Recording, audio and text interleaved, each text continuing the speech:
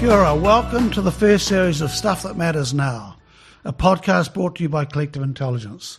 I'm Harv, aka Ian Harvey, founder of Collective Intelligence, and it's going to be my great pleasure in this series to introduce to you a bunch of really cool people who are making a difference in the world every single day. Our job here at Collective Intelligence is to help curious people evolve and become more courageous so they can tackle the stuff that's needed to make this world a better place. You're about to listen to an epic chat I've just had with one of our many change-making Collective Intelligence members. Let's have a quick listen to a wee clip of some of the stuff we've talked about to give you an idea of what's ahead. In true society, there is a codependency that we all need each other, which is where this idea of the basic idea of purpose is your use or usefulness, which if you take that to the next level is how do you contribute? To other people? To other people. Right. It has to be. Purpose is outside of you. Right. Like, so when people go, oh, my purpose is to earn as much money as I can to feed my family. Oh, no, that's survival. If you look at Maslow's hierarchy of needs, that's rung number 2, survival. Yeah. And this is the thing, like the whole world we live in is, and this is my take on why we have so much chronic stress, is we're all in a constant state of fear.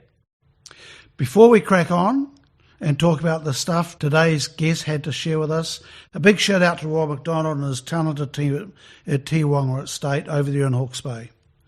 Not only do these guys make international gold medal winning wines, they've helped us bring this podcast to your ears.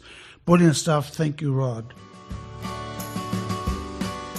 Who would call themselves the Grow Good guy? Well, that's Tim Jones from Christchurch, and I got to interview him when he was up here in the Manawatu talking to the Chamber of Commerce around business for purpose, B Corp movement, and a whole range of where the world is changing in business.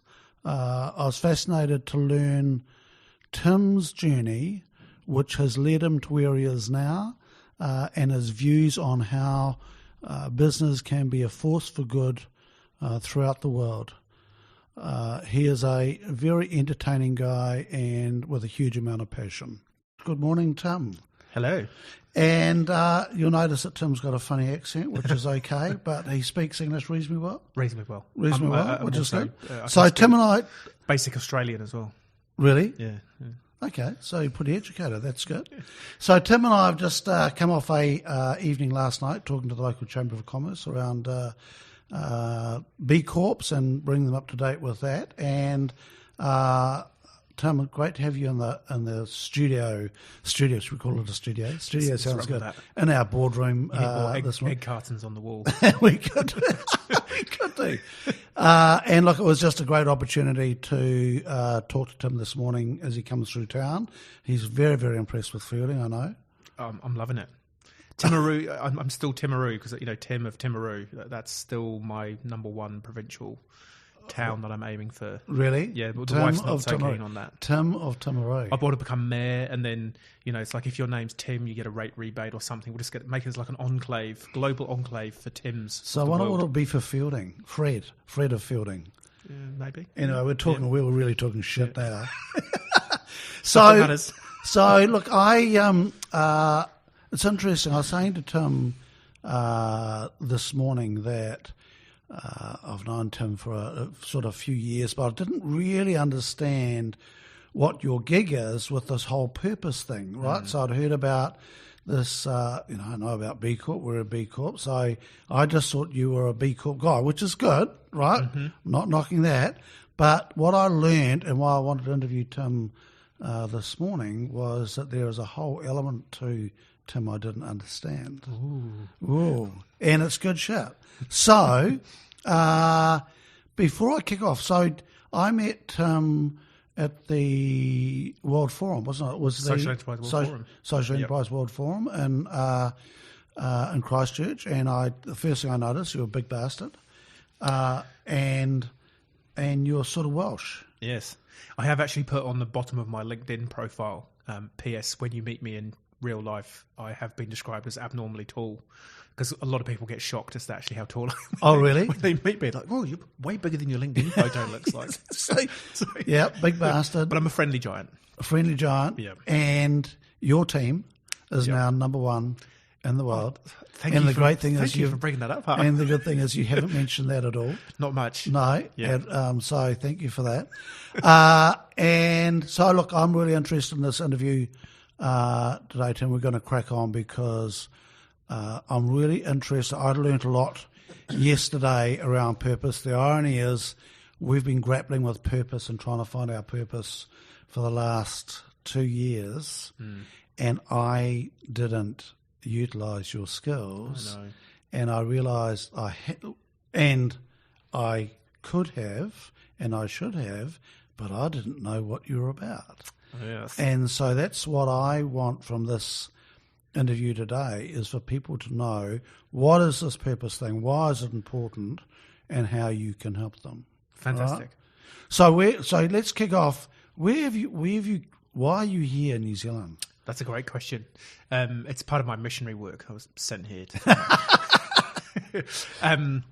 So I met a Kiwi girl back in the day in 2005. Another one, you bastards do Yeah, that I all know. the time. So I moved to New Zealand in 2004, and at the time the big thing on the news was this Kiwi man drought. And so what I reckon it was is actually she was a government-sanctioned snatch squad sent to the UK. Right. Let's bring some fine, tall, strapping specimens back to New Zealand and fill that man drought. Yeah. So I came over with a young lady in 2004. We went out for a few more years. We broke up, and then I moved down to Christchurch and met my now wife. So yeah, I came here for a year in 2004. That's what And you the hung plan around. was. And 15 years later, Kiwi child, Right. Kiwi wife, Kiwi. So dog, Kiwi are you mortgage. legally? I have a passport and everything. Have you? You cannot get rid of me. Sorry. Yeah. There you People have go. tried. They've written letters. So Tim, where were you born? I was born in Oxford, in the United Kingdom. Which is not Wales. It's not Wales, no, but I'm a Jones. I'm half Welsh. My dad, I guess, I still feel he didn't make quite perhaps as much effort as he could have done to get my mum over the border. Right. On that crucial day. Right. You know, Oxford to Cardiff's a maybe 90-minute trip. Right. Could have been done. Yeah. But yeah, I mean, it's interesting, you know, identity, who you are. This is a big part of purpose. Yes. We'll get to that. Don't get ahead. You know, yeah, I guess raised, you know, my mum's family English, but with a lot of Irish heritage. But my dad's family Welsh, interesting, but also some Irish heritage. So the Welsh side was very much, I guess, inculcated through my father. There were some dynamics between my mum and dad where it was kind of Wales Inculcated. versus Mate, that's a England. big word for a Big Wednesday word, I morning. know. Sorry, yeah. Yeah. But you know, taken to the rugby in Wales, we spent most of our family holidays in Wales. So, and there's also, I guess, throughout my life, there's been an undertone of supporting the underdog. And so, of course, when you're going to public school in England in the 80s and 90s, supporting Welsh rugby is definitely supporting the underdog. So, like people, when I went to university in Cardiff, and they call you a plastic taff. You know, you're not the real thing. Right. And it's like, I went to school every Monday morning throughout the 80s and 90s, having to deal with a bunch of toffee-nosed English people talking about how rubbish the team, and I backed you. Don't tell me I'm not a proper supporter. It's easy. Yeah. It's easy in Pontypool to console yourselves. Yeah. But you try doing that in Oxford, mate. Yeah, because you know, through that period there were no players I can remember. No. I can from the 70s. Yeah. Interestingly, I did some research a few years ago on Neil Jenkins, who was I think, Ugly. Wingnut, a face only a mother could love, Yeah. Truly. But at one point, I think he was like the number 3 or 4 Test point scorer. Now, if he was playing for the All Blacks, you know, with a winning team, he would have. Like, I think Dan Carter at the time was number 1. Yeah. Like, if he had a proper team in front of him, he would have been properly dangerous. Yeah. Anyway. Fate. Yeah. Fate. So Tim, so where did your professional career and so forth, where did that, tell us about that. So, I guess going through school, one of the memories that sticks with me. I remember talking to the careers master at school. I went to careers master. Careers master, Mr. Townsend. Yeah. So that will give you some idea as to what sort of school I went to. So I went to Abingdon Boys School, which is just south of Oxford. I think my UK geography is failing miserably more and more. I guess it's an equivalent of, say, Christ College, which be they're twin schools, so that kind of school environment. And I used to walk through the town every day to go to school, and I'd see these people in shops and go through like a bit of a shopping mall. And I remember saying to the careers master, "So how do I don't understand how shops work. Like, do the people in there, do they own them? Do they rent them? Like, do they own the stuff? Like, I just like boys from this school don't work in shops. Just forget about it. Don't worry. don't think about it. Oh, okay." And, you know, being in a relatively sort of still Victorian era mindset of sort of command and control, just do what you're told. You go, oh, okay. You know, you will be an accountant, a lawyer, or you'll join the armed forces, or you'll ideally go to Oxbridge and become a professor. Like, and if you marry well, you'll never have to go into a shop. Exactly. Yeah. There'll be people who go to shop for you. Yes. Yeah. So that was kind of the background, and I guess the trajectory that was set for me was go to university and then go and get a proper job, go and follow a career. And I guess out of all the options that were kind of on the table for me, the one that I liked the most was the army. I just thought it was pretty cool. You get to run around and shoot people, potentially, and you know, blow things up. And the armed forces over in UK is actually a big deal, isn't it? It's a relatively big deal, yeah. You know, and the career path for a lot of people of my peer, you know, in my peer group was you go and do your 3 to 6 years, and then you go and get a job in London because it's you know Squiffy, fantastic, yeah, must be a good chap, right? In you come, you know, and you think, well, this is all, it's going to be fantastic, and that was my plan. Squiffy, well, just more than likely. It sounds very. I've got a picture of Squiffy. Yeah. And so that was my plan. So I guess, university. You know, I went to university because that's what boys from my school do. Didn't pause to think, do I want to go to university particularly? So studied history because that's what I figured if I'm going to go and do this for 3 years, I should do something that I actually vaguely like doing. There was also a little part of me that's like, history, 6 hours a week of lectures. I could probably handle that. Right. Versus my housemate Ben, who was doing zoology, doing 12 hours a day. I was like, and he's like, man, that's not fair. I said, well, no, this just shows a higher level of education. Surely that I've chosen this. Anyway, so I studied medieval history, as you do, and I loved it. And then who won? Various people. Yeah, William the Conqueror did a pretty good job. He did all right. Yeah, that was my thesis, was comparing William the Conqueror and Harold to see whether, like, you know, you win the battle, you're called William the Conqueror. It's kind of, I guess, you know, the theory is he must have been amazing. Actually, it was a close game. Right. One of the longest battles in the medieval lasted about 8 hours, unheard of. So it was actually a really close game. Could have gone either way. There you go. The shit you learn. I know, and it's still there. And so I went to university, was in the reserve forces at university, and then came out at the end of it. Excuse me. Went to apply for the army and got a letter back from them saying you're untrainable in Her Majesty's forces as an officer. Don't call us again. And so that was that's nice and clear. It was really clear. But like your guidance guy at school. Yeah. Don't go to the shop. Just don't go in the shop. Don't go in the army. Oh, okay. Right. That's my plan, kind of. Was there a reason for that, Tom? Looking back, it now makes complete sense. And I see that at the time I was like, just... Were you devastated? Apoplectic would be the next big word I'd throw into the conversation. In this 1 week, there was a girl who I was trying to date, and we'd had a couple of dates. You've got to say something else. No, and I thought she was like the best thing since sliced bread. She broke up with me, and then I got the letter from the army. Right. And on the day that I opened the letter, I trod in dog poo, and my housemates they thought this was the funniest thing ever, and I'm just like, right, that's it. You know, At least the third thing, the dog poo, was minimal. Things come in threes. Yeah. So it was just like everything. My entire future vision had just been imploded.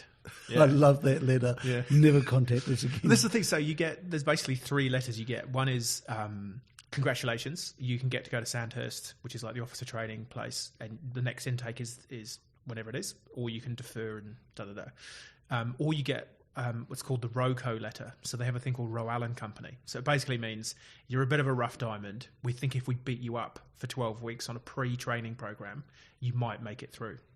And typically the people that do Roe Allen Company, literally, if you survive it, I know 2 mates that got ROCO passes and they got medically discharged. So they literally try and kill you. Right. And if you survive, then obviously you made a good stuff. Right. And the people that survive that typically go on to become seriously amazing leaders. Yeah. I didn't even get that. Yeah. And then you got the third letter is just don't turn up. Yeah. Right. So I look back on the selection program, and there was a couple of key things that I know I didn't do as well as I could have done. But I just think, I mean, they clearly do a lot of. They must spend a lot of money on sort of psychometric and evaluating, and realistically, I look back on where I would have had to go as an army officer. I would have gone the day I left to go to. I left ultimately go to Australia after this. The day I left, my reserve unit got called up to go to Iraq. Right. And I'm like, I kind of actually don't fundamentally agree with what you're doing over there. Yeah. And that's probably not a good place to be as an officer in charge of 30 young men and women going, yeah, I'm not so convinced, but we're going anyway. Yeah. Like, that's not a good place to be. That's not a great pep talk. No. It's not a great Follow me. Follow me. Maybe. Yeah, actually, should we have a chat about this? Yeah, I'm not convinced. What about you guys? Yeah. So I think I look back now So the the call by the army was right. I think it was. Yeah. But it's interesting. I think I'm not putting myself in the same league as a human as Charles Upham, but I read his biography, and they described him as the worst barrack room officer they'd ever had. But he had that mindset of thinking differently, and I think that if I had got in, that's what I would have bought. Right. But I think I would have been. I mean, I look at how I challenge everything now, and that was in me. Yeah. And I think I just would have. But Charles Upham was in World War II, and they took everybody. Exactly. Right? There was no test. Totally. It was just like, And this is the interesting thing, some of the best officers that the British Army has produced didn't go through Sandhurst. Yeah. They didn't go through the regimented training program to create, the cookie cutter officer. So I kind of look at that. I just think, I would have spent 6 years in Iraq and Afghanistan. Yeah. And I know mates who've been there and they didn't have fun times. So I'm kind of like, I literally dodged a bullet. So I look back at the time, I was like, why do they hate me? All my mates have got in and I haven't got in, And there's an interesting undertone there again of so I ended up in sales, and one of the biggest factors that hampers people selling is something called a need for approval. So the reason most people get into sales is because they want other people to like them. It's like if you buy my stuff, I'll feel good because we've made a connection and I've helped you. Right. So that kind of got a real slap when it's like all my mates have got in and I haven't. I must be some kind of real shit. Yeah. Well, there is an element of that. So how did you was this? Seriously, was this a big deal for you to overcome over the next few years? Oh, it's probably took me 10 years. Right. Literally. Right, because we're joking about it now, but I'm picturing all your mates going in one direction, but you're not included. 100%. Yeah. Yeah. And I was sort of so committed to that path, I even thought about actually joining the army as a soldier. Right. And my mates were like, do you know how much you'll get beaten up? Right. By you saying you went to they find out you went to a posh school. Yeah. And you're with 16-year-old, 18-year-old street fighters from, the northeast of England or Scotland. Like, what planet are you on? Yeah. So I basically said, right, I'm going to go to Australia for a year. I'm going to go find myself. Right. And what was really interesting was I went to Brisbane. I thought, there's no point going to Sydney. Sydney is just, I'll live in a flat full of POMs. I'll work in some rubbish telesales job with POMs. And I'll go to the beach with POMs. I might as well go to Manchester if I want to hang out with other POMs. Well, it's like the New Zealanders go to London. Go to London, yeah. So I thought, I'll go to Brisbane. It seems like pretty warm and I don't know anyone there. So I literally turned up into a backpackers and I thought I should probably get a job. And so I went to the local Maya Centre in Brisbane, like their sort of shopping centre. Yep. And I was wandering around. And it's a shop. What is it? Yeah. And there was a Canterbury rugby store in there and they had an ad in the window saying, part-time sales assistant. I thought, well, I know a bit about rugby. Could probably bluff my way into selling a rugby top or two. Anyway, walked in and the guy who was the manager, I said, "Oh, g'day, interested in the job?" And he looked at me and went, "Do you play rugby?" And I said, "Well, not right now. I've just landed from the UK." He's like, "Who did you play for?" And I said, "Oh, I've played for these things. I played for the Army." And he goes, "Oh, I've just left the Navy. I used to play Navy rugby. You must be a good bloke. I'll have a chat to the boss. The job's yours." And so going to Australia to get away from this military connection, my mate Tyson, he became a really good mate, and all his mates were either in the army or just leaving the army or just joining the army. And I'm like, I've come to the other side of the world and I meet the same tribe. It's like, damn you, universe. Classic. Why are you doing this to me? Classic. Yeah. And I ended up actually living with a family. So through my mate Tyson, family friends of his, the Tolhursts, and the dad was an ex-army officer and all his mates were ex-army. So I was it was bizarre how I went to the other side of the world to get away from that environment and not have to go and hang out with my mates in their officers' mess for a beer on the weekend. And be reminded of my failure and how useless I am as a human. Yeah. And I end up, in exactly, I haven't really fully unpacked that as to why that happened. I don't know, maybe I sort of manifested it by having that. I even tried to join the Australian Army. I thought, bugger it, if you don't want me, motherland. But because I wasn't a citizen, they wouldn't have me. And I was like, well, surely wouldn't you give me citizenship if I volunteer for your army? Wouldn't that be a deal we could cut? And they're like, no, it doesn't work like that, mate. Right. Like, fine. So how long did you stay in Brisbane for? Just under a year. Right. Yeah.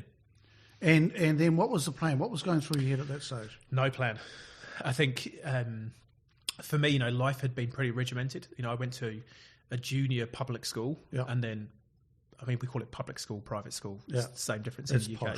Posh school. Yeah. And then went to university. University slightly less regimented, but going to Australia, it was just like I just want to go and a lot of people have a gap year between school and uni. I didn't do that, so I kind of felt like this is just my year to basically go and drink rum and coke, as it turned out, because that's what you do in Brisbane. Right. Queensland Diesel, as they affectionately call it, and just let loose for a year really, and just kind of just let it all go.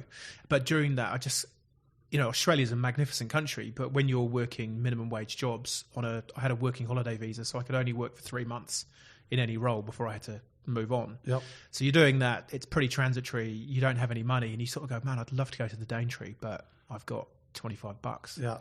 So I thought, well, actually maybe I should go and get a proper job, and then maybe I could, if I got a job with a really big company, I could maybe transfer to Australia ultimately, or if I'm working in a really well-paid job in the UK, I can fly to Australia whenever I want and go for a holiday. So I started reconnecting with a few mates back in the UK, and one of them, Will, he had a slightly similar story. He had been in the Navy, or I think he had gone through part of the training program and then just realised he didn't want to do it. And so he had got a job working for an orthopaedic company selling hips and knees. And he just said, mate, you'll be brilliant. Like, they just employ tall blokes predominantly who have played rugby to a decent level, who can learn the basics of orthopaedics to go and talk to orthopaedic surgeons. And I was like, that does sound like really random and quite interesting. I've always been I haven't really unpacked this either. Like, I like the non-normal. Right. Medieval history. Like, who studies medieval history? Yeah. Like, every car I've had, it's always been something a bit different. Maybe it's that need for approval. I want people to notice me and go, oh, look, he's a bit different. He must be exotic and exciting. And it's just something in it appealed to me. And he said, look, the money's really good. They give you a car and insurance, and there's loads of international travel. And I must have been 21, 22 or something at this time. I thought, sign me up. So I said, well, what do I do? And he said, look, when you come back, or when you're coming back, let me know. Basically, I can get you through the first couple of rounds of interviews as a personal recommendation. From there, it's over to you. So I ended up applying through to Johnson. It was Johnson & Johnson. They had a graduate training scheme. And so, he got me through the first 2 rounds. So I basically had to go through one set of interviews and then some testing. And I got offered the job. And so you made it through this lot of testing? Yeah. Right. Which is that was quite good, because it's like, the Johnson & Johnson graduate training scheme is like, they don't take numpties. Well, apparently, but... Back then, I don't know. Maybe I slipped through, but it's kind of up there in many ways. With Procter and Gamble or Unilever, they take good people. So that was quite affirming to go, okay, right, I'm actually a good human. You're back back on the saddle. Yeah, right. I'm accepted. Yeah. So then, and you're back in the UK at this stage. This is in the UK. Yeah. And then, you'd obviously have to do a bit of training to learn what this stuff was all about. Pretty much, yeah. And it's a, and again, this is a whole world that you just don't get told about. Mr. Townsend, where was this as an option? It's a really interesting. It is a genuinely interesting job, which very few people ever understand. Yep. So if you think about in a hospital, every product that is sold into a hospital or is used in a hospital, there is at least potentially 10 to 12 companies who could supply that product. Right. And each of those companies has a person like me selling that product into a hospital. Right. But you don't you as a patient, you just don't. You don't see that. Yeah. The training was super intense, and it's pass fail. So I think it was the first 6 or 8 weeks. Basically, you had tests on biomechanics and physiology of the hip and knee. So I was selling hips and knees. So if you didn't get, I think it was like 90% pass mark. If you didn't pass it, you don't go. Yeah, because that's interesting. Last night Tim stayed with Kate and I, and listening to you talk to Kate, who's a doctor, you sound as though you knew your shit. Yeah, and you have to, because ultimately the job. So part of the job was meeting surgeons in their consulting rooms and having conversations with them and understanding what they're trying to achieve in surgery and being able to. So you had to comprehend. Totally, you literally you learn the language of orthopedics, because Right. it is a it's lots of Latin terminology with it's a mixture of, it's really weird. It's like a mixture of Latin and mechanics. Yep. And carpentry and Yeah, I mean, literally, so you can't just turn up and go, look, we've got a lovely blue one. You should buy the blue one. It's so awesome. It's so good. It looked lovely in Mrs. Smith. And ultimately, part of the job is you go into the operating theatre and you support the surgery. So your product, the surgeon and his or her team are the experts on. So you've got an opinion. You're watching. Yep.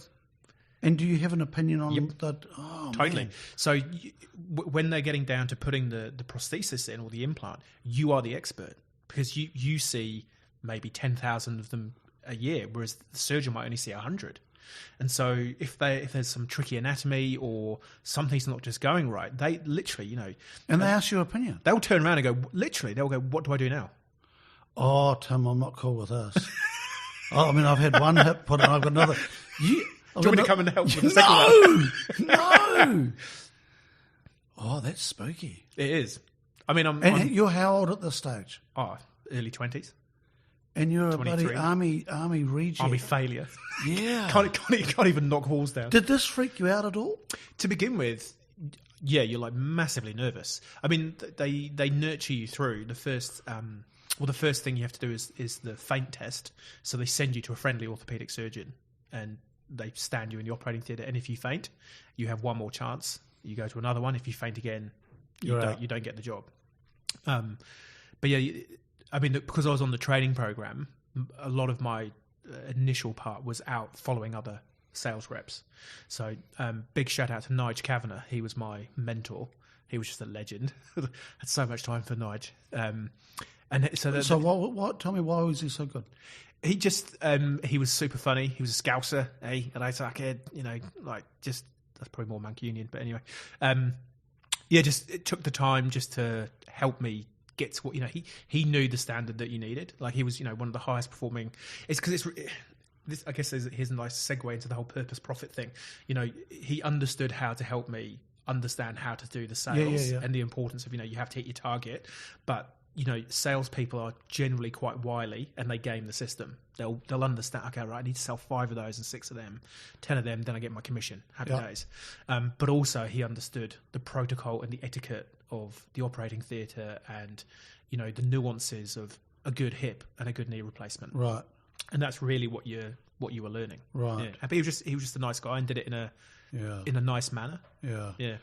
See, it's interesting. I've had been in surgery a bit this year, but I'm interested in the people who run the team and the surgery.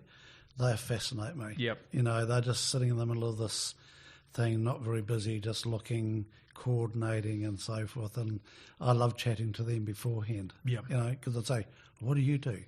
And they say, well, I'm in charge of all this, right? And just go, and I thought, because, stuff obviously goes wrong, but they were just looking at, everybody's doing their specific thing, and this person was overseeing the whole shebang, yeah. So, okay, so so you had the mentor, you're in your early 20s, and then how long did you stay with in that game? So about 10 years in total. So yeah, met Kiwi girlfriend, moved to New Zealand, and ended up... Were you good at this? I think I was. Yeah, I mean, I knew my surgical stuff. I did pretty well. When I moved to New Zealand, the first company that I worked for, they literally gave me a sheet of A4 paper and said, "We think these guys are spine surgeons. That's your business. You need to grow this to $1 million business by the end of this year." And $1 million in orthopedics sales is not massive, but from a base of like $300,000, that's not a bad nudge. Right. And so this first company, I grew that ultimately there was a team of 3 of us, and we were doing about $4 or $5 million of sales. So I think I did all right. I enjoyed it. Yeah, interesting. I mean, it's genuinely interesting. Every day you're walking. And this through goes on theatre. today. This whole right. Yeah. They just Yeah. So then, I'm interested in some of the ethics that would go on behind the scenes. Yep. Tim, that would be. Are there some compromises from time to time on the ethic side of it? Yes. Okay. Are we able to talk about that? Yeah, 100%. And that's really what got to me over time. So the first company I worked for was a company called Synthes, if you're in Switzerland. And they had bought a product from another company, which is really common. And they were testing the product to get it ready for full market launch. And during that process, 8 people died on the operating table because the product wasn't actually fit for surgery yet. It wasn't fit for putting into humans. It was a cement product, so dental cement is like pretty common. And so for quite often, little old ladies get it's called a vertebral fracture. So their spine, one of their bones just collapses. Yep. And so because the bone quality is normally really poor, it's hard to put screws and nuts and bolts, which is basically what spinal surgery is all about. And so the holy grail was like, if you could create a cement product that you can just inject in and basically pump it back up, right? That might work. Anyway, this product, it's the setting time basically is what's critical. So the hip replacement you've had, they use cement, and it's really well documented that you need a quick setting time. So the cement goes hard really quick. Yep. So you've got to be really, dab hand at getting the implant in. So the challenge with the cement that they used here was they got the mixture wrong, I guess, basically, and it just leaked into the person. And so you got this hot cement just coursing through, So 8 patients died on the operating table in an operation that they should have walked out of. And the company pursued doing the surgery because they wanted the product to be able to get to market, so that the other companies didn't get theirs to market, because first in wins, gets market share. And it's, like I say, I can post you the link from the New York Times or Washington Post, I can't remember which one it is, where they have some of the insights and documentation, what was going inside in the company. But when you're in the company, they kind of go, look, this stuff happens all the time, when you're pushing the boundaries, how else are we going to... The big picture. Yeah, you got to think about this. 8 people out of the number of surgeries. Yeah. And you go, I suppose that makes sense. Yeah. Because I guess you're relatively young and naive anyway, but they're paying you and life's good. So that was like the first one. And then the second one was where it must have been about 2 or 3 years later. It was mainly in the USA, but the ripple came out all the way through to New Zealand as well. There was a whistleblower from one of the medical companies. She was the lady who was booking the travel, and she just went, I don't know, I can't remember whether she just had a bad time and she thought, right, this is it, I'm taking you down. But she basically went to the US Department of Justice and showed all the payments and the hotel bills and the flights and accommodation that they'd been paying for surgeons and their wives and their kids and all the rest of it, which was illegal. And so the Department of Justice in the US basically subpoenaed every major orthopedic company and said, right, show us your books, what's going on? And we kind of knew, I mean, I didn't have a surgeon on my books who I knew that we were paying. I mean, there were things like per diems and, hey, look, we'd love you to come and speak at this conference. And yes, would Mrs. So-and-so like to come as well? Look, I'm sure we can find a business class flight for them and what have you. But at the highest level, and particularly in the US, surgeons were having Porsches, Ferraris, houses bought for them. It's like, well, that's nice work if you can get it. Yeah. And again, the defence was, yeah, but we're all doing it. It's a level playing field. And so then the repercussions of that is that they're picking that product over other products, regardless of whether it was suited and all that sort of Exactly stuff. that. Right. But like I say, the argument from the companies and to a degree the surgeons was, well, your product's FDA approved or it's CE marked, Yes, it's safe yes. for use. What difference does it make? Right. It's like you've got a teal keep cup. It Right. would be me saying, well, yeah, but his is red. Right. Does the same thing, just a Right. different colour. So, and again, you kind of go, oh yeah, I suppose. Right. I see your argument. So that was the first time that dropped into your consciousness that Yeah. something's not a hundy here. Yeah. And then I guess the final one that really brought it home to me, I always wondered why most of the surgeons in New Zealand have their own business. I just didn't really think about it. So, no. So if a surgeon's working in private, they will ask you for a quote for the implants that they're going to use. You send that through to their rooms. Their rooms then deal with Southern Cross Insurance or whoever, process it at their end, and then the surgery gets done. And I was like, okay, it is what it is. I guess that's just how they do it. Didn't really think about it. But then one of the companies I was working for just before I left medical, part of my job was to go and talk to the insurance providers. We had a new product that was new to market. It was more expensive than what else was out there, but it had quicker recovery time. So I was just trying to give them the evidence to say, look, you're paying more up front, but you're going to pay less overall. It's a better surgery, better outcomes. And as part of that, the guy who I sat down with, he said, this is all good. Yeah, look, I'm sure this will be fine. He said, but while you're here, I've got a bit of a random question for you. He said, do you know much about hips and knees? And I said, well, I used to sell them. I know roughly, what's going on. And he said, well, do you know roughly how much this one costs? And I said, well, I know how much that one costs. It's, about $5,000, pretty much on the nose. And he's like, so do you know why this surgeon would be sending me invoices for $10,000 for that implant? There's only one immediate reason that springs to mind, is that he wants to put $5,000 in his pocket. Or postage was really expensive. Yeah. And so essentially that's the system that we have here. So it's definitely happening in orthopedics. I don't know of other specialties, but the surgeons call it a handling fee. I'm doing inverted commas for the radio. So under it's the a podcast. Podcast, sorry. Yeah. On the wireless. Yes. This is fielding. Be nice. Sorry. So the surgeons have agreed different pricing tiers with the insurance companies. So for the hip replacement that you've had in their private agreement, they will say that, look, in extreme cases, we might have to put $10,000 worth of implants, but actually 98.9% of the time it'll be a $5,000 implant. Right. So we can invoice up to 10. That's where we've got the boundary. So, of course, what they do is just go, I'll just invoice for 10. But they will negotiate with the companies the best rate that they can. Oh, look, come on, I do 100 of your hips a year. Right. Come on, make it 4.5. Oh, yeah, all right then. Right. There is no transparency or accountability as to where that money in the middle is going. And that's still the same today? As far as I'm aware. Right. I mean, I actually rang the Serious Fraud Office when I heard this. When I kind of... In my mind, I had the smoking gun. I'd had my suspicions, and this guy at Southern Cross just like, okay. And I rang them, and they just said, well, there's not a clear case of who's being defrauded here.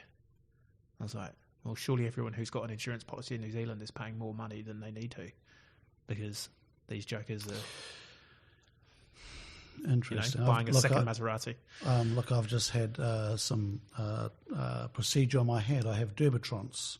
Right? I've had one hand done, and the other one's about to be done. Used a new procedure where it's not operated on, so the operation costs $12,000 to do this, right?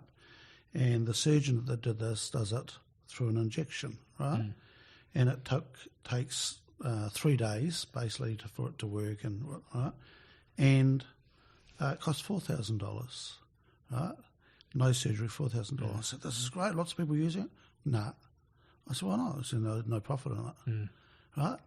It's because you take a $12,000 down to $4,000. And this thing is just a stunning non-surgical procedure, but the surgeons aren't taking it on. Yeah. And, I'm booked in for my second one, and I put in the claim to Southern Cross, and they won't cover the cost of the injection because it's not covered by, is it Pharma? Pharmac. Right? Yeah. Pharmac, right? I'm going, but That makes no sense. it doesn't make any sense, right? But it does, and this is, this was the crisis of conscience I had, which meant I had to leave. If the medical industry, its primary objective should be making humans better at any cost, but it's not.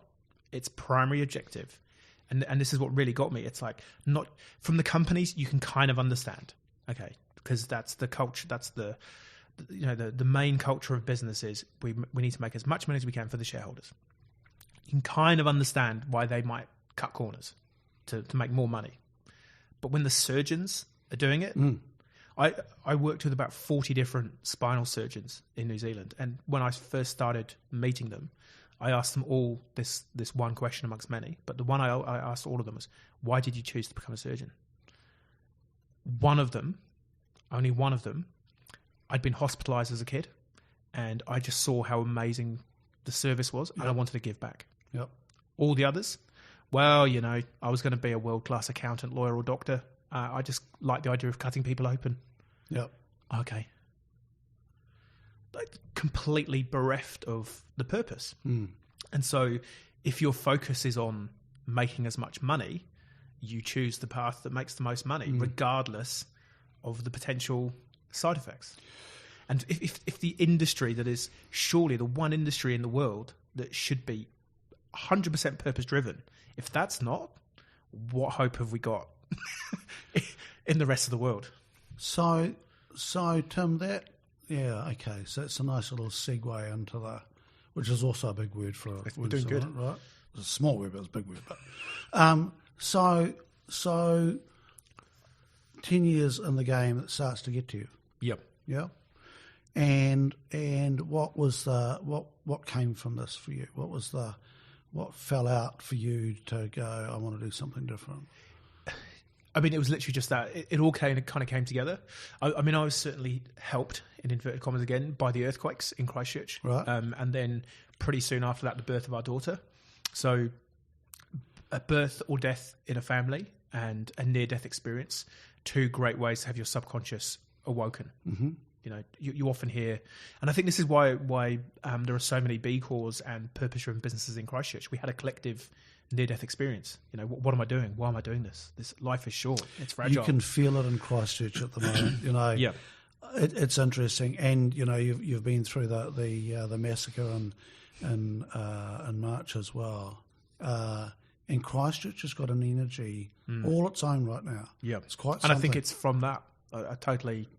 That's my take on it. Yeah. And so for me, I feel really lucky in that regard. It was like, done. I'm out. Can't do it anymore. So I didn't really have this too much of a lingering period of, shall I go? Shall I not go? Which is where I think most people get. Yep. It's like, life's good. Yep. Why would I upset this? Yep. I know there's bad stuff that I'm kind of vicariously supporting, Yep.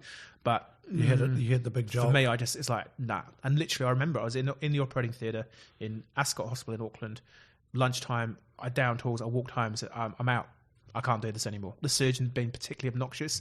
I'm sitting there going, I know you now. I know what you're about. And you're bitching and moaning to these nurses who work twice the hours you do for a pittance. Yeah. And it's not, the surgery's complex.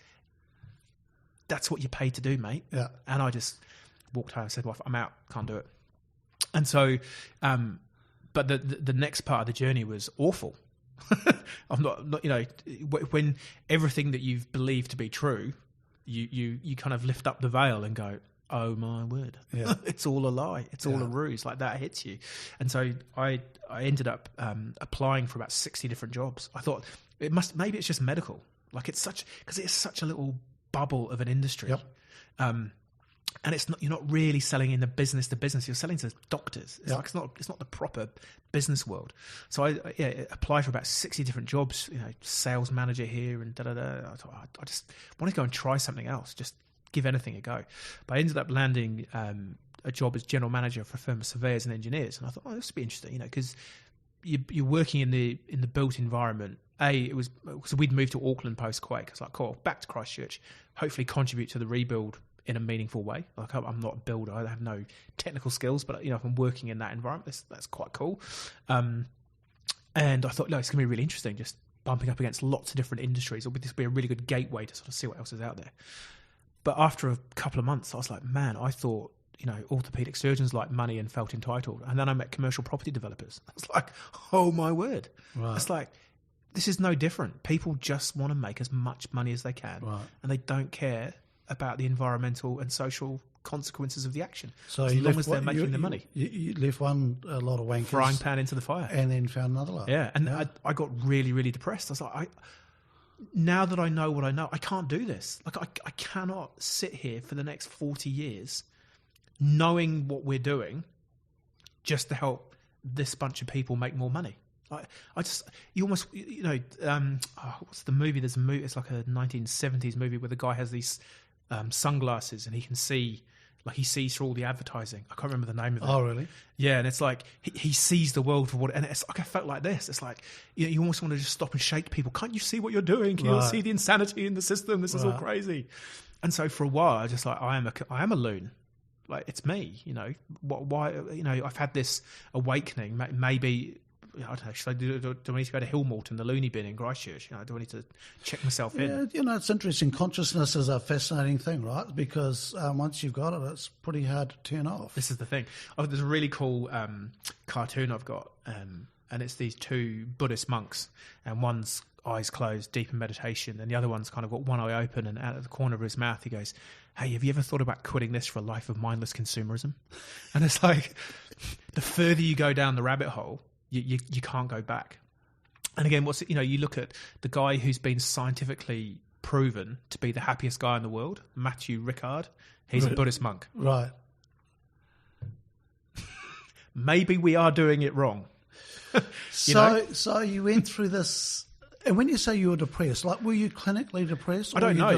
Or were you just fucked off with the world? Just a sense of impending doom. Like I just felt I'm unemployable. I can't see me sitting in a job. Right. And this is what it is. Right. Like this is what everyone else is doing. So you're going back to almost the army days.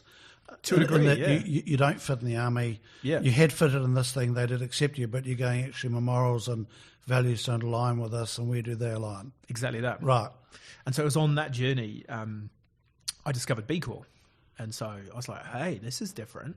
Like they want to, make money, but they actually care. I thought, wow, this is interesting. So I thought, I bet there can't be one in New Zealand. Wouldn't it be cool if I could get this company I was working for to be a B Corp? So I jumped and searched. And I'm like, damn it, there's two in New Zealand. Well, there won't be one in the South Island. There's nothing ever happens in Christchurch. Damn it, there's one in Christchurch. And so I ummed and ahed for about a month. And I thought, shall I send these people an email? And in the end, I thought, right. So I emailed the CEO, Steve Arder. I said, hi, Steve, just come across B Corp. Really, just don't know what it is. Intrigued. So, Tim, we haven't really talked about B Corp in this podcast before. So, can you just quickly, because I don't want to focus too much on the B Corp, I'm more interested in the purposing, and this is all about me, this podcast, right? Yep. So, just frame up what B Corp is so people understand what this thing is. So, B Corporation was founded in about 2007 with the concept that, the for-profit world. Yes, we've had amazing gains and some amazing opportunities come out of it, but there has been a societal and environmental cost to it.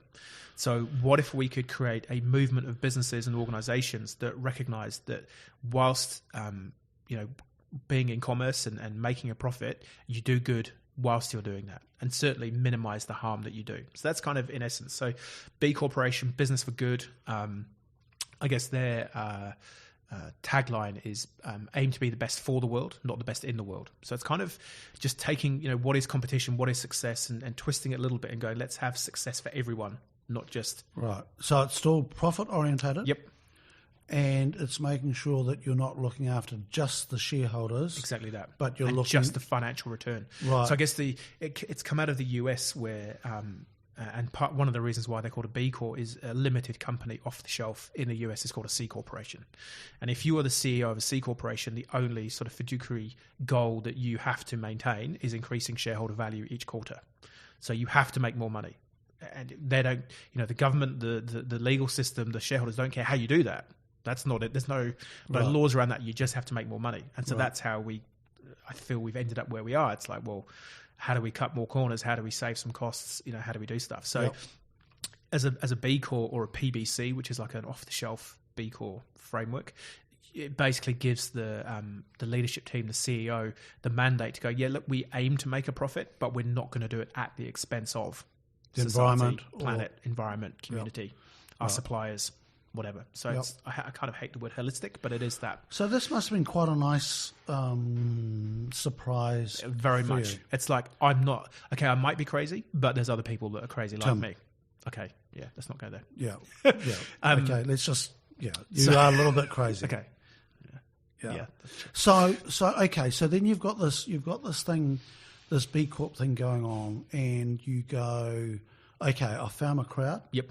That's what it was like for you. Haven't been kicked out of this one yet, so it's going strong. It's imminent. Yeah, A few more. based on previous. And so and your business now is a registered B Corp. Yep. Yep. And in New Zealand, we have got 20 something. I need to check. Yeah, I was asked this last night. I should have had that number. We're high 20s. Yeah. I personally know there's 4 or 5 more coming through. Brilliant. That I've been working with recently, and there'll be others. So it's a growing movement worldwide. It's growing in New Zealand. Any size company can become a B Corp. Yep. It is. Collective Intelligence became a B Corp about 12, 18 months ago. Yep. It is phenomenally hard to get, but it is. It's what's the word? It's a fabulous standard, and we're a better company as a result. And it's great to have that validation from outside. Yep. Yeah. bcorporation.com.au. Yep. For more info. And anybody can do the assessment. Yep. Free to take the assessment. You online. pay if you want to certify. Yep. Yeah. And it's a great tool just to look at your business through. Just look at what you don't know. Yeah. It looks at your business across 5 pillars. So governance, employees, environmental impact, social impact, and then your sort of business model, how you treat your customers.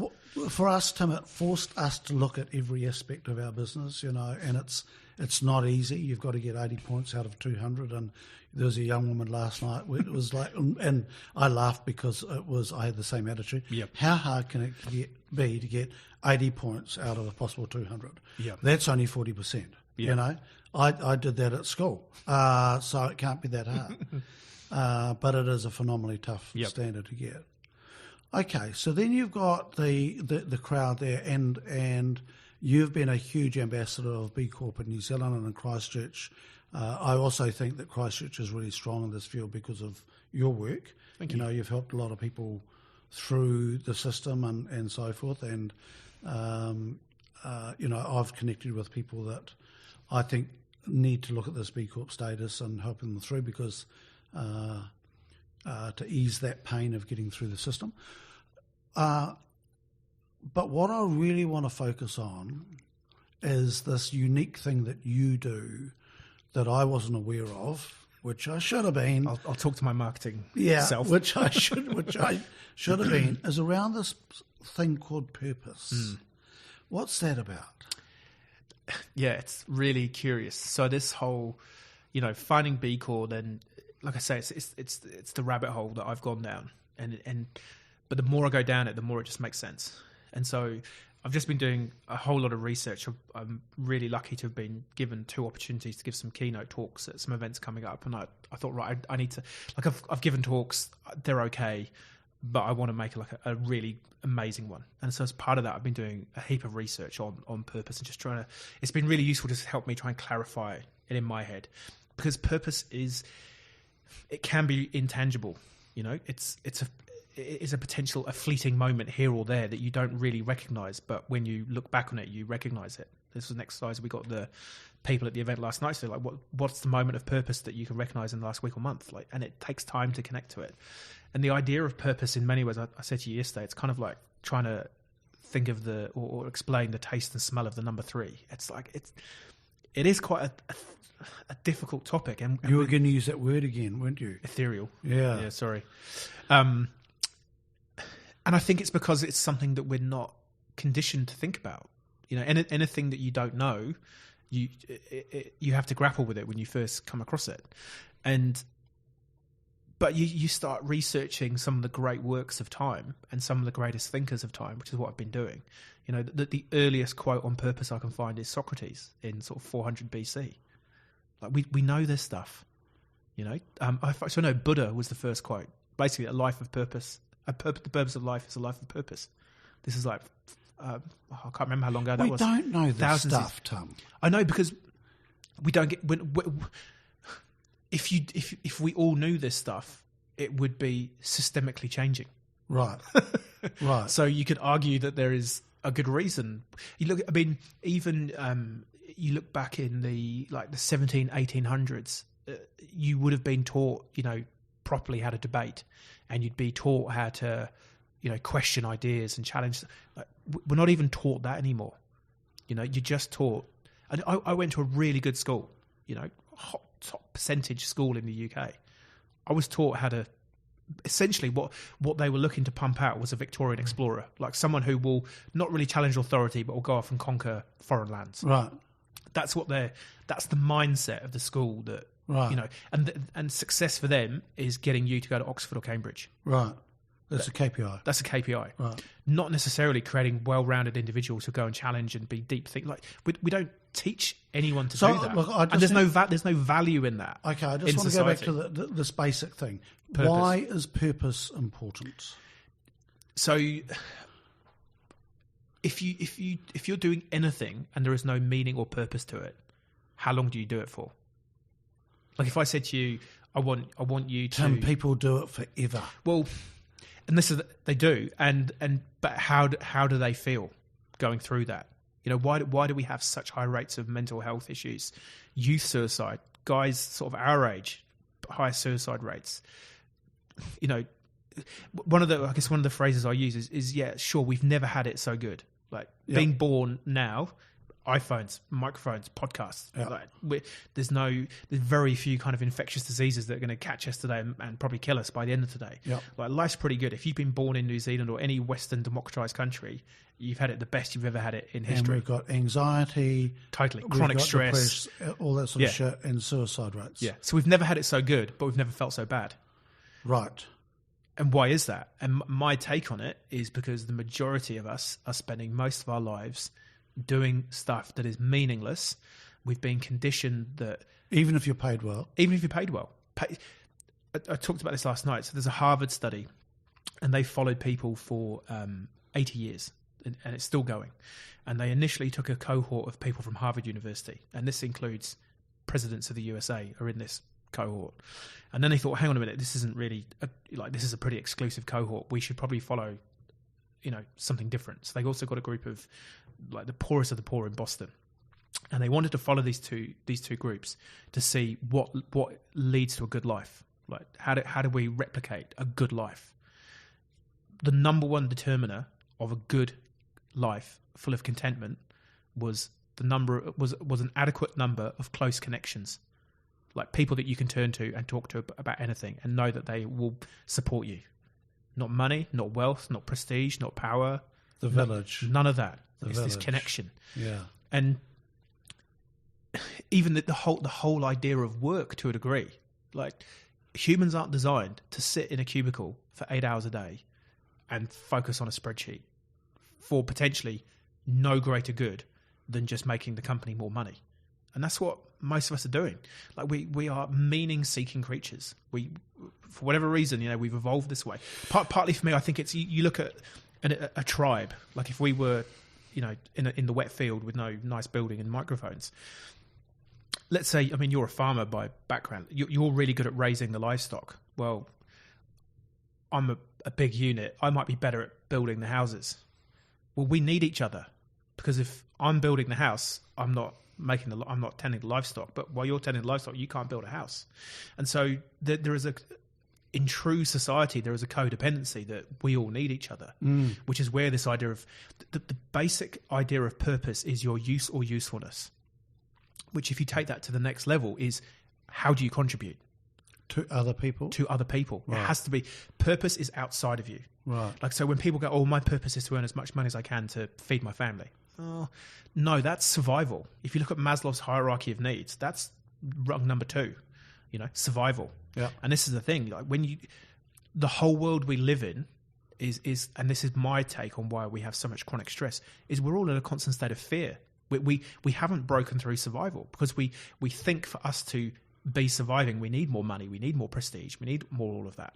Whereas actually, and this is, again, you look at the people who are the happiest are typically the Buddhist monk who owns nothing, has nothing, is at one with themselves. Like the whole idea of atonement, at one-ment.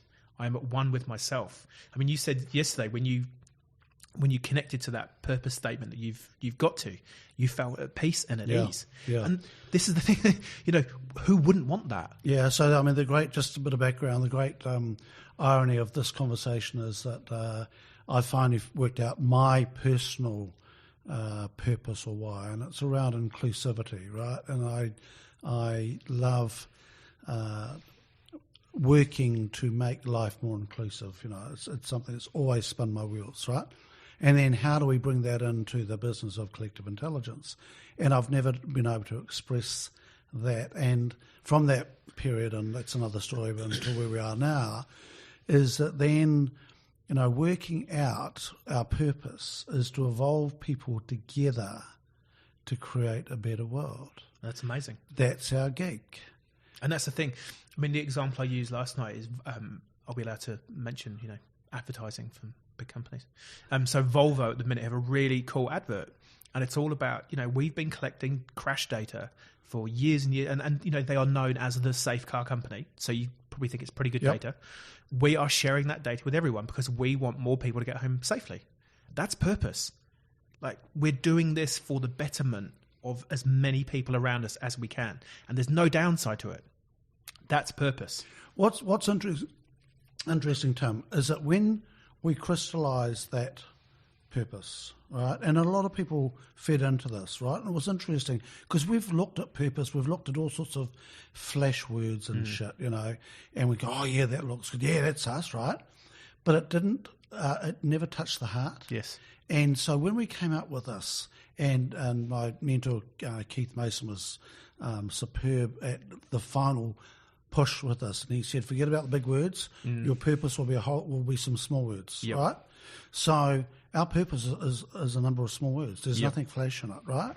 And it is people evolving together to create a better world. Yeah. And since that's landed, I feel really calm. I don't worry about the cash flow so much. It's funny, it's just like, that's our gig, and that's what brings us together. But it's been hell getting there. Yeah. And you could have bloody helped me, and you didn't. Well, you didn't ring me, so that's fine. Get me on Which your I find it ironic that we are. That's why listening to you yesterday, I went, man, I want to get you, down in this. So this is part of what you're working with companies now to help them find their purpose. Yep. Yep. But this is the thing, companies are but a group of individuals who are choosing to organise together for a shared goal. And so if you're going to go down the route of organisational purpose, it has to start with the individuals. If you're not already on purpose or in purpose or of purpose as the individual in a company, you can't have a collective purpose because you're just a group of people making potentially meaningless platitudes. Sorry, another big word. Yeah. So, Tim, and I'm mindful of time because Tim's got to actually get on a plane and go back to Christchurch at some stage very soon. Yep. And so do you help individuals with purpose as well, Tim? Yeah, you have to. Like I say, if you're going to start the organisational, the way... No, I don't get this because individuals within a company... Yep.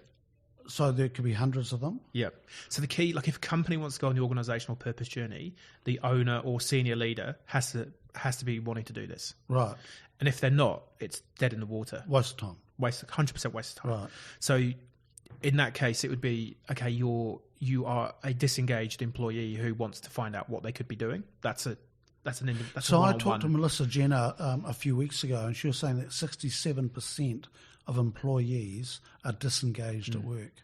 I mean, mate, that's crazy. It's just insane, isn't it? Yeah. But it's the thing, we talk about, well, why do people do that? Well, there's lots of reasons, you know, the societal pressures that, you know, just get a good job. You've got a good job. Like, why would you throw that away? Like, think of the money. Think of, like, we're sent on this trajectory of chasing the wrong stuff that we think will make us happy. But it's proven time and time again that, you know, anything above $70,000 US, no increase in happiness. Once your basic survival needs are met, money does not. Yeah, it means you get to go to a better hotel, or you get to go on a business class seat. But so what? Yeah. You know, and once you've done that business class, then you want the level above that, and you will never win it. Like, you'll never win the prestige or the trinketry battle. It's always someone with more money than you. You're never going to win that battle. Yeah.